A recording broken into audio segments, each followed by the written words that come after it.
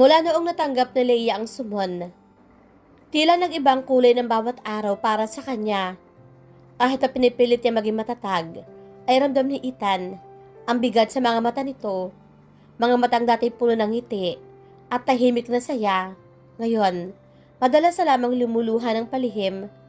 Isang gabi, nadatnan ni Ethan si Leia sa kanilang maliit na silid na dati ay pinagamit lang kay Leia bilang katulong.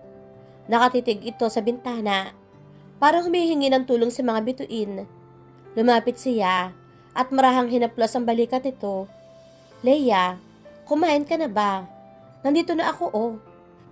Hindi mo kailangang itago kung gaano ka natatakot. Hindi ako natatakot para sa sarili ko, sagot ni Leia na mamaos. Natatakot ako para sa'yo. Paano kung dahil sa akin, masira ka? Paano kung tuluyan kayong talikuran ng mga investors, na mga tao? Hindi ko alam kung bakit kailangan kang saktan ng dahil sa akin. Leia, mahinang bulong ni Ethan. Pinaharap niya si Leia at pinunasan ang mga luha nito.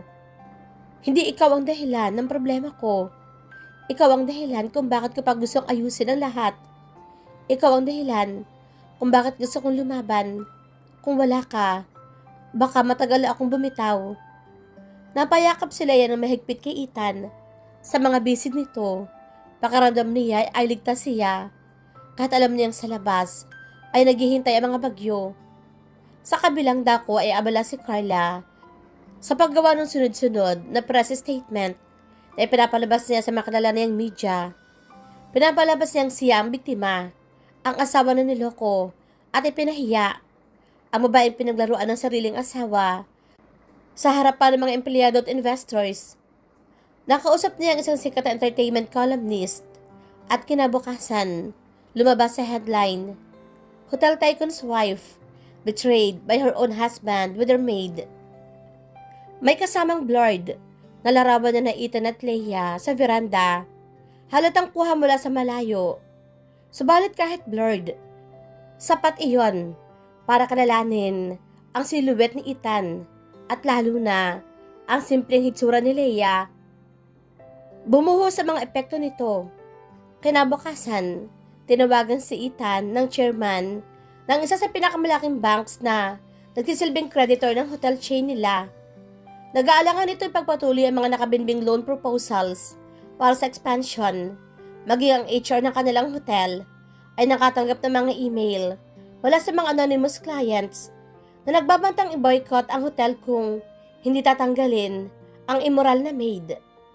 Samantala si Leia ay halos hindi na lumalabas ang kanyang kwarto. Isang hapon, nagdala si Ethan ng tray ng pagkain para rito. Tahimik lamang si Leia, nakaupo sa gilid ng kama, at yakap-yakap ang isang maliit na unan, na tila ba doon siya kumukuha ng lakas. Leia, please, kumain ka na. Hindi mo ako matutulungan kung manghihina ka. Mahinang paalaala ni Ethan. Napatingin si Leia sa kanya. Puno ng luha ang mga mata nito. Bakit? Hindi mo na lamang ako paalisin dito. Baka kapag wala na ako, ay titigil na si Ma'am Carla. Baka bumalik ang mga investors ninyo. Baka gumaan ang lahat. Lumapit si Ethan at lumuhod sa harap nito. Hinawakan ng magkabilang kamay ni Leia. Hindi kita pababayaan. Hindi mo ako naintindihan, Leia. Kung mawawala ka sa buhay ko, doon palang mawawala ang lahat. Hindi ang negosyo ang pinaka-importante sa akin. Ikaw. Gabi-gabi mula noon, doon na natutulog si Ethan sa silid ni Leia. Hindi na bilang isang amo o isang lihim na asawa na nahihiya, kundi bilang isang lalaking nagmamahal na handang ipagsigawan kung kinakailangan. Madalas, magkayakap lamang silang natutulog. Si Leia sa wakas, nakakakuha ng ilang oras ng payapang tulog sa init ng dibdib ni Ethan. At si Ethan, para bang doon niya natagpuan ang pinakatotoong tahanan niya. Subalit habang tumitibay ang kanilang samahan, lalong tumitindi ang mga galaw ni Carla. Isang gabi, dumating siya sa mansyon na may kasama isang abogado. Dala-dala ang makapal na folder. Pagbukas niya nito sa harap ni Ethan, habang naroon si Leia, tahimik, pero matalim ang tinig ni Carla. Ethan, nagsampa na ako ng kaso na psychological violence under VAUSI at gusto kong siguraduhin na mawawala ka rin sa board ng hotel dahil ako at ang aking pamilya pa rin na may hawak ng 40% shares. Napatayo si Ethan, galit at gulat ang mga mata. Carla, tigilan mo na to. Huwag mong idami ang negosyo. At si Leia, huwag kang mag-alaala. May hiwalay akong demanda para sa kanya. Hindi ko siya palalampasin. Sabi ni Carla na may malamig ng ngiti. At kung ako sa'yo, Leia, mag-impake ka na. Dahil sa oras na ma-finalize ko, ipapatapon na kitang palabas sa bahay na to. Pag-alis ni Carla, tumayo si Leia, nanginginig. Lumapit siya kay Ethan, pinilit ang sariling ngumiti, kahit nangingilid ang luha. Ethan, baka ito na ang pagkakataon. Baka kailangan ko na talagang umalis. No, mariing sambit ni Ethan. Niyakap ito ng buong higpit. Hindi kita hahayaang alisin sa akin. Hindi ko hahayaang manaig siya. Lalaban tayo, Leia. Asawa kita. Ikaw ang asawa ko. Hindi niya kayang burahin iyon, kahit paano yung pagkalat niyang kwento. Pero habang unti-unti nang nagiging totoo, ang mga banta ni Carla, naramdaman ni Leia na dumarating ng pinakamalakas sa bagyo sa kanilang buhay. At sa gitna nito, kumapit siya kay Ethan, sa tanging lalaking minahal niya nang higit pa sa kanyang sarili. Pagkatapos ng gabing iyon, kung saan ay tinakot sila ni Carla ng mga kasong isasampa, ramdam na ramdam ni Ethan ang bigat sa paligid. Ang dating tahimik na bahay ay tila nilamon ng mga banta ng anino ni Carla. Si Leia, kahit pinipilit ngumiti, halatang unti-unti na pinanghihinaan ng loob. Isang umaga, nasa veranda si Ethan, tahimik na nakatitig sa malayo, habang hawak ang tasa ng kape. Dumating si Roman, ang kanyang most trusted lawyer, at kaibigan mula pa sa college. Dala ang makapal na folder ng mga papeles. Boss, sabi ni Roman, naupo sa harapan niya. Pinasa na ng kampo ni Carla ang petition, psychological violence under VAUSI, plus damages, sa sinasabi niyang emotional distress niya. Napapikit si Ethan. Tumayo siya. Pinisil ang sintas ng kanyang robe at huminga ng malalim. Wala bang paraan para pigilan mo na to? Meron, pero mahihirapan tayo. Lalo na kung ipapakita ni Carla na unstable ka daw emotionally at hindi ka capable mag-lead ng hotel. Kasi daw, lulong na lulong ka sa affair with a maid ng kanyang sinasabi. Tumawa si Ethan, mapait. She's desperate. Alam niyang hindi niya ako kayang hawakan kung hindi sa pamamagitan ng negosyo. Pumasok si Leia mula sa hallway. Dala ang tray ng almusal para kay Ethan. Natigilan siya na makita si Roman. Hindi niya alam kung dapat pa siyang umalis o manatili. Ngumiti si Roman at magalang na tumango. Leia, sorry kung nahihiya ka. Ako si Atty. Roman, tagapayo ni Ethan. Wala kang dapat ikabahala sa akin. Laban natin to. Nagulat si Leia. Po, laban natin. Tumango si Roman at ngumiti. Hindi lang laban ni Ethan. Laban ninyong dalawa. Kung mahal mo siya. Kailangan nating sabay-sabay na harapin si Carla. Lumapit si Ethan kay Leia. Marahang kinuhang kamay nito. Leia, gusto kita maging matatag. Hindi kita itutulak palayo. Alam kong gusto mo pa akong protektahan, kaya sinasabi mong handa akong umalis. Pero hindi ko yan hahayaang mangyari. Ito ang laban natin, at gusto ko, nariyan ka. Lumuluha si Leia, napayakap kay Ethan.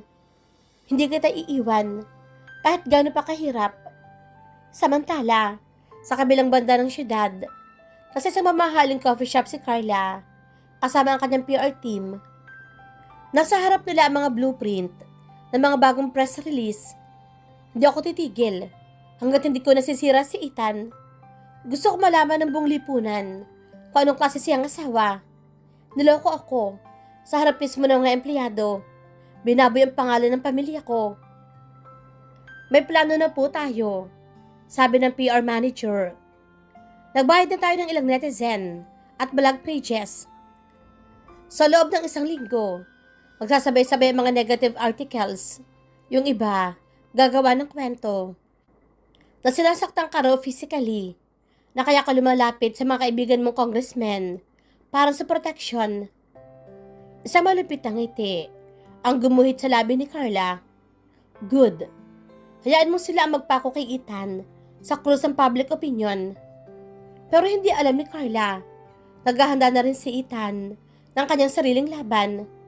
Kinagabihan, dumating si Roman sa mansyon, nadala ang isang bag ng mga dokumento. Pinatawag niya si Ethan at si Leia sa study. May counter tayo, ani Roman. Natrack namin yung anonymous accounts na nagpo-post ng fake articles. Puro nakatali kay Carla, indirectly, pero malinaw ang trail. Tapos meron tayong video ng mga security cams dito sa bahay na hindi kailanman sinaktan ni Ethan si Carla. Actually, sa dami ng footage, makikitang ikaw, Leia, hindi ka tinrato na parang maid. Tinrato ka niyang parang mahalaga, na totoo. Napaluha si Leia. Hindi na inaasahang pati mga simpleng araw nila ay naging ebidensya na mahal siya ni Ethan. Maghahain tayo ng countersuits, slander, cyber libel, at petisyon para i-private muna ang case hanggat hindi na aayos ang mga fabricated claims ni Carla. Dumaan ang mga araw na puno ng stress. May mga demonstrador na nagpunta pa sa labas ng hotel. May dalang placards na may mga salitang boycott hotels of womanizer CEO, protect women from abusive men. Alam nilang pera at impluwensya ni Carla ang nasa likod ng lahat. Pero hindi magpapadaig si Ethan. Lumabas siya isang araw, humarap sa mga kamera at sa isang press conference ay sinabi, hindi ko ikakaila na may pagmamahalang kami ng isang babaeng hindi rin yung inaasahang mamahalin ko. Pero hindi ko rin nahayaang gawing kasangkapan ng personal naming buhay para sirain ang negosyo at pangalan ng mga empleyado ko. Lalaban kami sa legal na paraan. Kinagabihan, tahimik na nakahiga si Leia sa tabi ni Ethan. Nakahawak sa dibdib nito.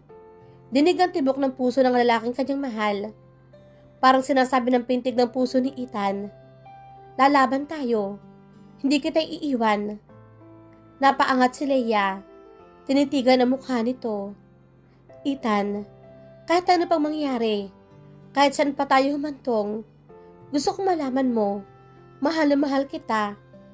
Hindi ko ikaw pinangarap para sirain ang buhay. Kung nasasaktan ka, mas masakit para sa akin. Hindi lang siya ni Ethan. Mariing hinalikan sa noo. Leia, ikaw ang tanging bagay sa mundong ito na hindi ko pagsisisihan.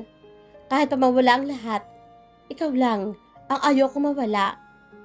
At doon sa gabing iyon, mahigpit nilang niyakap ang isa't isa. Parang tinatataka ng mga puso nila ang isang pangako na walang bagyo, walang kaso, walang intriga ang makakabuwag sa kanila. Makalipas ang ilang araw, mula na magsimula ang mga protesta at sunod-sunod na negatibong articles laban kay Ethan. Mas naging mahirap ang sitwasyon para sa kanila. Kahit pa may mga legal na hakbang na silang isinasagawa, ramdam pa rin nila ang matinding takot, lalo na tuwing may mga lalaking hindi nila kilala na palakad-lakad sa labas ng mansyon.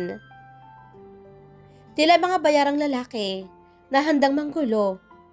Isang araw, habang papalabas ang gate sa sasakyan ni Ethan papuntang hotel, narinig ni Leia ang isang sigaw mula sa kalsada. Homewrecker ka! Mandurukot ka ng asawa! Paglingon niya mula sa veranda, may isang babae na naghagis ng binilog na papel na may lamang putik, direkta sa gate. Kumalat iyon at may kasama pang bulok ng prutas. Hindi alam ni Leia kung ano mas mahirap, ang takot o ang sakit na ginagawang laruan ng kanyang pangalan. Kinagabihan, nadatna ni Ethan si Leia sa kusina. Tahimik na nililigpit ang mga pinggan kahit nanginginig ang mga kamay. Leia, hinawakan niya ang balikat ito. Ano na naman ang iniisip mo? Pasensya na, kasi kung hindi ko ikaw mahal, kung hindi ko tinanggap ang kasal natin, hindi ka sana magkakaganito. Lumapit si Ethan. Pinisil ang kanyang pisngi. Huwag mong alisin sa akin ang karapatang mahalin ka. Pinili kita, Leia, at wala akong pinagsisisihan kahit isa. Napayakap si Leia ng mahigpit. Warang bang doon niya binubuhos lahat ang kinikimkim na takot at lungkot. Habang yakap niya si Ethan, naramdaman niyang muli na siya ay nagiging matatag. Dumating ang araw ng preliminary hearing para sa kasong isinampa ni Carla. Nakasuot ang simpleng cream dress si Leia, nakalugi ang mahabang buhok, at baka sa mukha ang kaba nito. Sa harap ng korte, nakaupo siya sa tabi ni Ethan. Mahigpit ang kapit nito sa kanyang kamay. Dumating si Carla, na parang isang reyna, naka-designer suit, may dark sunglasses kahit indoor, at nakataas ang baba. Kasunod niya ang kanyang abogado at PR managers na may dalang bundle ng mga papers at folders. Nagsimula ang hearing. Ipinakita ni Carla sa judge ang sunod-sunod na articles at social media posts na nagpapakitang di umano binabastos siya bilang kanyang partner, pinapahiya sa lipunan, at sinasaktan emotionally ni Ethan. Sa kabilang panig si Roman ay kalmado. Inilabas sila CCTV footages mula sa bahay kung saan makikita mo ordinaryong araw na Ethan at Leia, kumakain, nagtatawanan, minsan sabay nagdidilig ng halaman. Hindi man glamorous, kitang-kitang respeto at pagmamahalan. Your Honor, ani Roman, these are the daily lives of the couple. Wala na isang ebidensya ng pananakit, ng pangungutya o pagmumura. The alleged abuse is purely speculative and manufactured by the petitioner's media machine. Nang ipatawag si Leia para sa stand, halos hindi siya makahinga. Nanginginig ang kanyang kamay habang inaayos ang microphone stand. Miss Leia, pwede mo bang ipaliwanag kung paano ka naging parte sa buhay ni Mr. Ethan at ano ang inyong relasyon sa totoo lang? Tanong ng judge. Napalunok si Leia, humikit sandali, tapos tiningnan si Ethan na nasa kanyang harapan. Tila nagkaroon ng lakas ang loob dahil sa himas nito sa kanyang balikat. Your Honor, ako po si Leia at asawa po ako ni Mr. Ethan. Ang totoo niyang asawa at hindi po totoo na naging kabit lang ako. Hindi po ako humihingi ng pera. Hindi ko po ginusto ang publicity. Nagmahalan lang po kami. At kung kasalanan po mahalin siya, kahit hindi ko siya kalibel sa buhay, handa po akong tanggapin ang kahit anong parusa. Tumulo ang luha ni Leia habang nagsasalita. Nakita ni Ethan kung paano manginig ang kanyang balikat, kaya tumayo siya at lumapit. Pinisil ang kamay nito bilang suporta.